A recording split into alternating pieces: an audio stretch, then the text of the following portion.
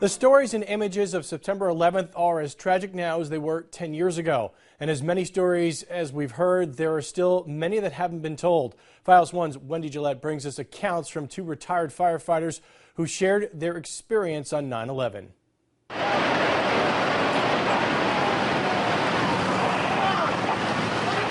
This is the moment retired New York City firefighter Tim Brown almost died 10 years ago on 9/11. We could hear the floors,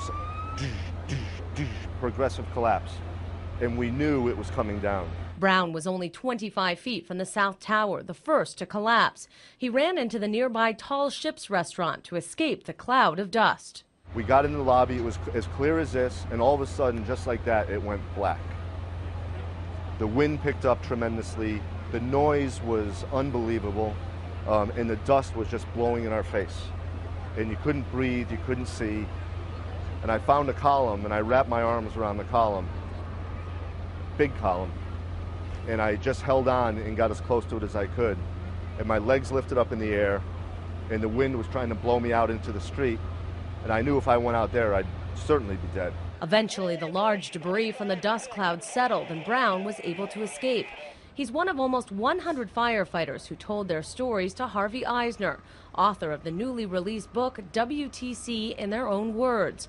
Eisner retired as chief of the volunteer fire department in Tenafly, New Jersey, and now works as editor-in-chief of Firehouse magazine.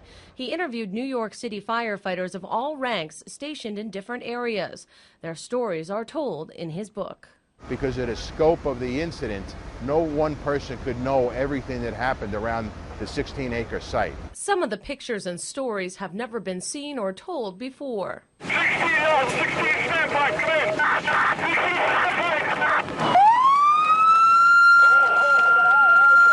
Right now, all I have in this building is 4 trucks and 2 engines. That's all I got in here to put. Gathering the stories was an emotional experience for Eisner. It did affect me, and I'm not afraid to say that even typing up some of these interviews that I did, you know, I was crying typing up some of the interviews for the book. Brown was working in the mayor's office of emergency management in 7 World Trade Center when the first plane struck. He made his way outside to face an unimaginable sight. There were people jumping out of the building. There were bodies crashing in the street. There were plane parts crashing down. It was a bit of Armageddon right here in Lower Manhattan. Once the second plane struck, he knew the city was under attack. He went into the lobby of the South Tower to see how he could help. That's where he spotted his best friend, Terry Hatton, also a firefighter. And he yelled at me, "T, come here." And so I went over to him. He wrapped his big arms around me. He put his face right on my cheek here. And he said, "I love you, brother. I may never see you again." He never did. As Brown was trying to save his own life inside the restaurant when the tower collapsed, he realized the catastrophic consequences for his friends and thousands of others.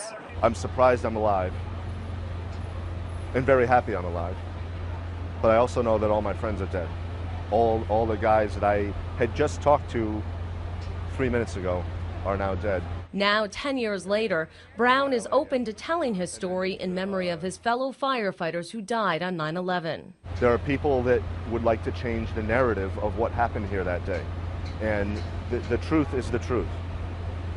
Radical Islamic terrorists attacked America and murdered my friends.